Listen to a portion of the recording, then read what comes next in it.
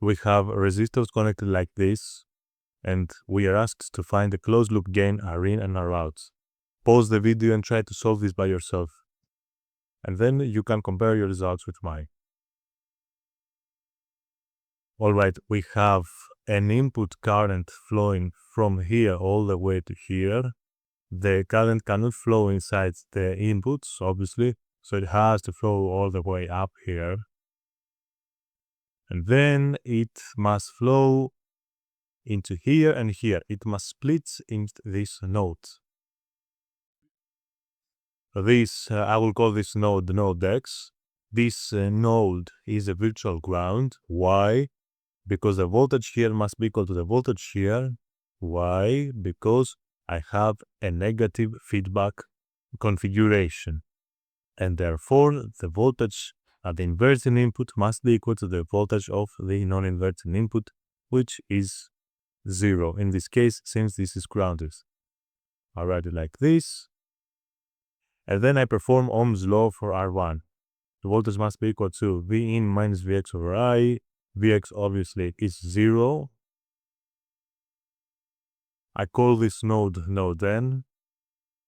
And then I perform the same Ohm's law for R2. 0 minus Vn over I. The same for, okay, this is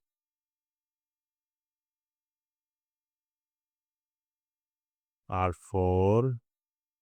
For R4, I have Vn minus Vout over I2.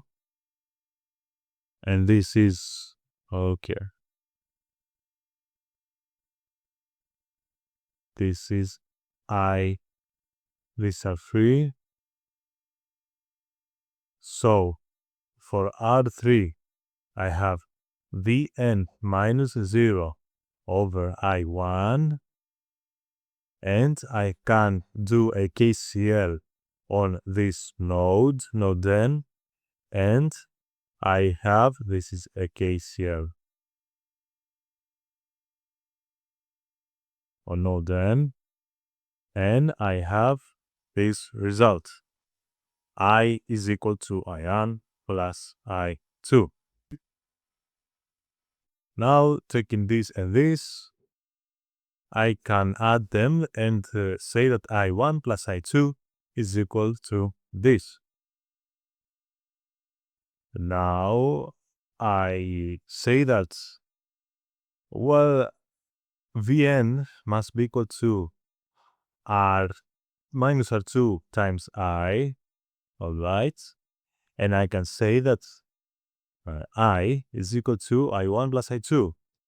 So I reduce this equation to this. So I can have two multiple times this I and the other known constants. Now I know that thanks to equation 1, I must be equal to V in over R1.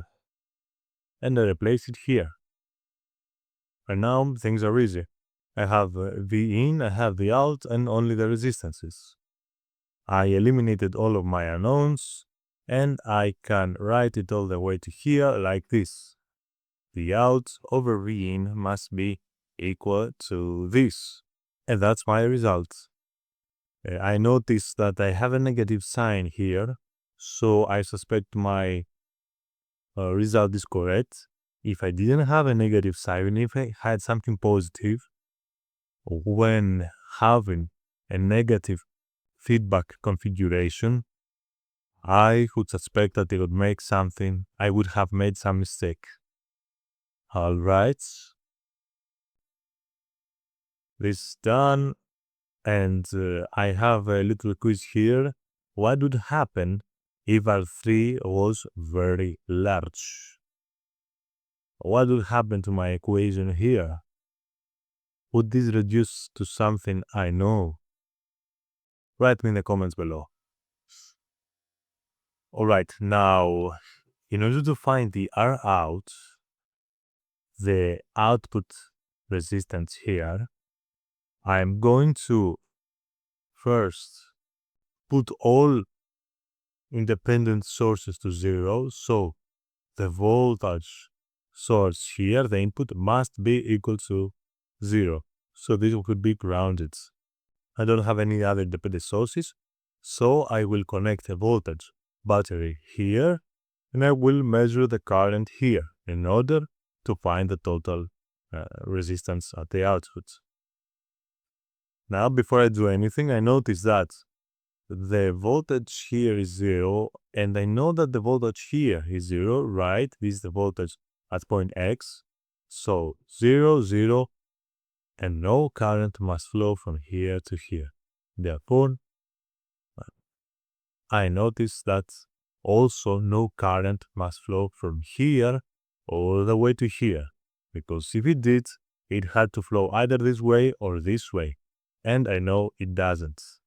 So I know it doesn't flow in either, so no current must flow from here all the way to here either. Therefore, I know that the current must flow from here all the way to the ground. And therefore, I know that this voltage Vx connects on series with these two voltages, and then it connects to the ground. It connects in parallel. Therefore, our Rout must be equal to Vx over Ix, which is R3 plus R4. This is done, and on to finding Rin. Rin is much easier. We have the same circuit, essentially, right? I replace V with Vx, the same thing. And I notice that V in Vx over I is equal to R1. Therefore, the R in must be equal to R1. And that's it. Very easy, right? Did you have any trouble with this problem? If you found this video useful and valuable, subscribe to the channel for more electronics videos. Study well and take care.